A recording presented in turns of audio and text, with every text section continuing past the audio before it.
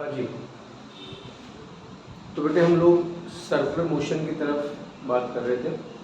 Last class में आपने टॉपनिंग of object और फिर conical section of simple pendulum ये आप लोगों ने डिस्कस किया था। ठीक है, आज हम लोग बेटा सिंपल पेंडुलम को ही दोबारा से ले रहे हैं, जिसमें हम लोग इसके सर्कुलर मोशन पर फोकस करेंगे।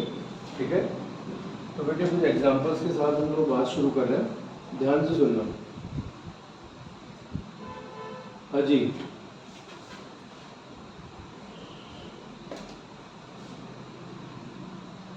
ये हमारे पास बेटा एक रिजिड बेस है और यहाँ से हम लोगों ने एक पेंडुलम को अटैच किया है। ठीक है,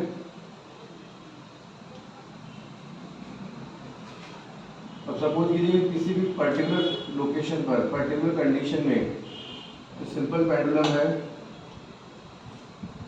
ये हॉरिजॉन्टल पोजीशन में था, हॉरिजॉन्टल पोजीशन, और हॉरिजॉन्टल पोजीशन से आपने इस बॉडी को फ्री किया है। ठीक है, ये सिंपल पेंडुलम है, ये इसका ऑब्जेक्ट है जिसको हम लोग बॉब ऑफ पेंडुलम भी बोलते हैं।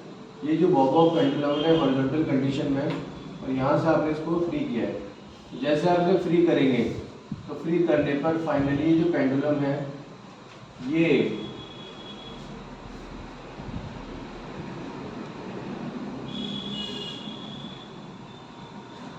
इसी पाथ के बीच में ऑसिलेट करेगा, कोई दिक्कत नहीं।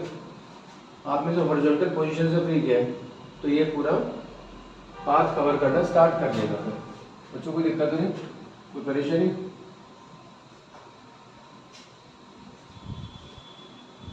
अब किसी भी एक पर्टिकुलर लोकेशन पर हम लोग पेंडुलम की पोजीशन ले लेते हैं। तो ये हम लोगों ने लोकेशन ले ली बेटा। ठीक है, हॉरिजॉन्टल से कितना एंगल बना, सपोज थीटा। ये जो लोकेशन है बॉडी वेट mg, वर्टिकल से एंगल कितना रहा, थीटा। तो ये थीटा रहेगा। पोटेंशियल कोई दिक्कत नहीं है। ये जो लोकेशन है सपोज P, इस पॉइंट P पर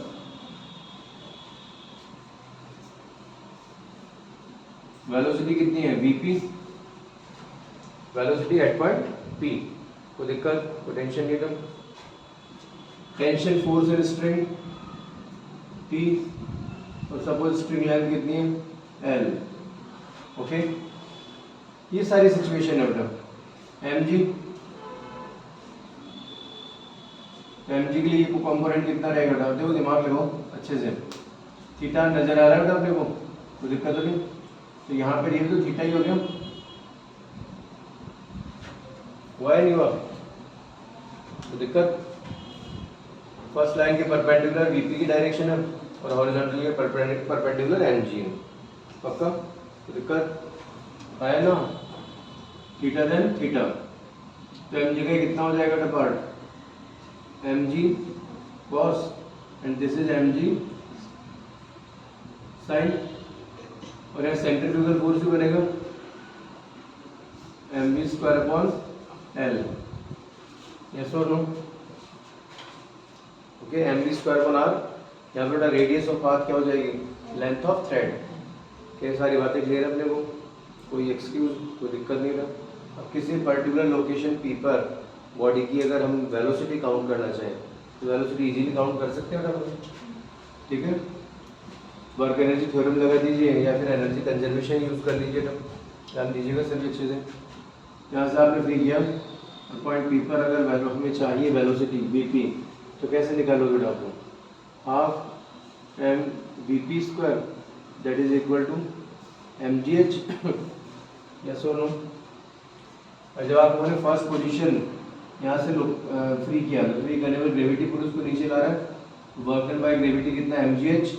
h क्या है, height covered from horizontal, this is h। yes or no? And what is h, that is L sin theta। तो पूरी लेंथ कितनी है L, ये थीटा। तो यहाँ पर कंपोनेंट देखो L है ना, ये पूरी लेंथ L है और एंगल थीटा, तो L का यहाँ कंपोनेंट कितना बनेगा, L cos थीटा। और यहाँ पर क्या बनेगा, एल साइन थीटा बनेगा, ये बनेगा। यस और नो, कंफर्म, तो दिक्कत। तो बच्चों m cancel, then v p square equal to 2g, h कितना है, एल साइन थीटा, ये वी पी स्क्वायर है इसको हम वी पी की फॉर्म में भी लिख सकते हैं, under root 2gl sine theta. Okay, अब किसी पर्टिकुलर लोकेशन पर tension force in spring count करना हो, टेंशन फोर्स इन स्प्रिंग तो कैसे निकालेंगे बेटा, T कितना हो जाएगा बच्चों, m v square by l plus M G sine theta, होगा या नहीं होगा, T कितना होता है, m v square by l plus M G sine theta. Okay, T is equal to m by l, बेटा v की वैल्यू कितनी है आपके सामने, तो v स्क्वायर करेंगे तो कितना आ जाएगा बेटा, 2gl sine theta plus M G sine theta. Yes और no, then tension force in spring कितना हो गया बेटा, 3mg साइन थीटा।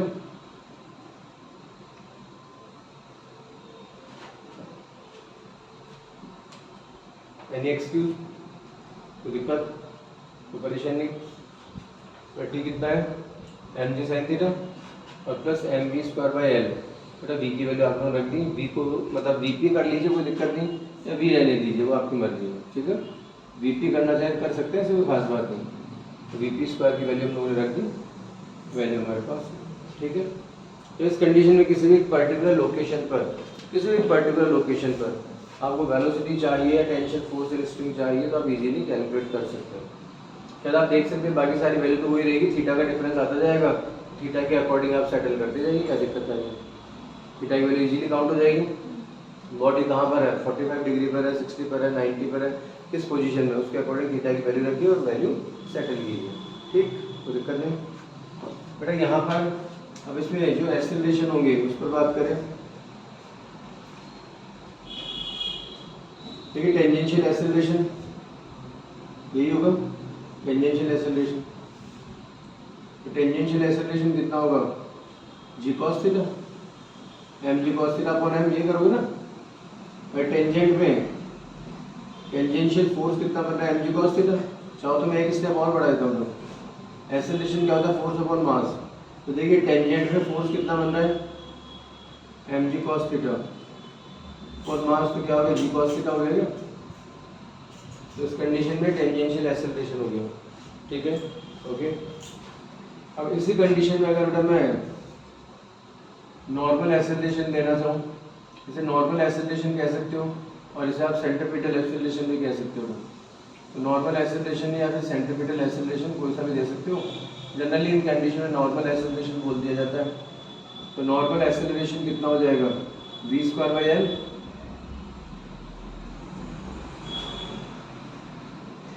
यहाँ पर आप सोचिए ना कि सेंट्रीपिटल और सेंट्रीफ्यूगल वही होगा ना, इफेक्टिव फोर्स हो, कितना आ जाएगा, वी स्क्वायर बाई एल, तो दिक्कत परेशानी, हाँ जी,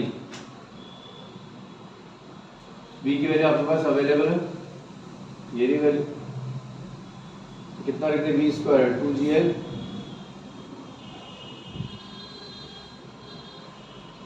अपॉन एल, एल कैंसिल करते हैं तो 2g साइन थीटा, तो दिक्कत, तो परेशानी, कंफर्म, डन, ओके। तो देखिए बेटा टेंजेंशियल एक्सेलरेशन हो गया, नॉर्मल एक्सेलरेशन हो गया, अब चाहिए रिजल्टेंट एक्सेलरेशन। बेटे रिजल्टेंट एक्सेलरेशन या टोटल एक्सेलरेशन कितना हो जाएगा, under root tangential square plus normal square, ये होगा ना। और टेंजेंशियल एक्सेलरेशन टेंजेंट के अलोंग है, नॉर्मल एक्सेलरेशन टुवर्ड सेंटर होगा हमेशा, टुवर्ड सेंटर, तो दोनों में एंगल कितना हो जाएगा, 90, दोनों में एंगल कितना रहेगा, 90, तो रिजल्टेंट है total acceleration tangential square plus normal square, any excuse, तो दिक्कत वाली बात नहीं। तो बच्चों इस कंडीशन में टोटल एक्सेलरेशन कितना हो जाएगा, ध्यान देना, टेंजेंशियल कितना है जी कॉस थीटा, ध्यान दे रहे हो ना, यहाँ पर कितना जाएगा जी स्क्वायर कॉस स्क्वायर थीटा, तो बच्चों जी मैंने कॉमन ले लिया पहले, cos square theta plus normal acceleration square, तो बेटा जी स्क्वायर तो मैंने बाहर शिफ्ट कर ही दिया है, तो 4 sine square theta, this is total acceleration और resultant acceleration, done, next use, कोई दिक्कत नहीं।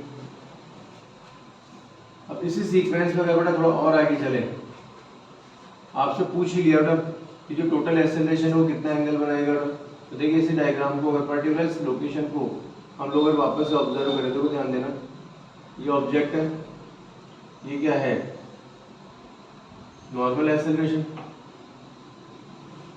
ये क्या है टेंजेंशियल एक्सेलरेशन, है ना,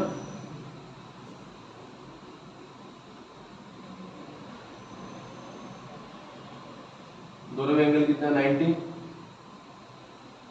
तो ये क्या हो जाएगा बेटा टोटल एक्सेलरेशन या फिर रिजल्टेंट एक्सेलरेशन, कोई दिक्कत। अब रिजल्टेंट एक्सेलरेशन आपसे पूछ लिया कि चलिए बताइए रिजल्टेंट एक्सेलरेशन स्ट्रिंग से कितना एंगल बनाएगा किसी पर्टिकुलर लोकेशन पर, रिजल्टेंट एक्सेलरेशन है वो स्ट्रिंग से, ये था ना स्ट्रिंग नॉर्मल के डायरेक्शन में, इसे कितना एंगल बनाएगा तो पूछ लिया, तो उस समय अपन इसमें सर्वाइव कर सकते हैं ना इजीली। तो सपोज टेन अल्फा की बात हो गई, कितना आ जाएगा tan alpha equal to perpendicular that is upon base, yes और नो दे सकते हैं, कोई दिक्कत कोई परेशानी नहीं, तो कुछ इस तरह की कंडीशन हम लोग ले सकते हैं। लॉजिक क्लियर है, कोई भी समस्या कोई दिक्कत कोई कंफ्यूजन डर, तो ये हम लोग अगर हॉरिजॉन्टल से थ्रो करेंगे तो हॉरिजॉन्टल से फ्री करेंगे तो कंडीशन हमारे सामने है। अब अगर बेटा ये पेंडुलम बॉटम पर हो और फिर हम इसे हिट करें तो उन कंडीशंस में कैसे हम लोग कैलकुलेट करेंगे, तो उस पर हम लोग बात करते हैं।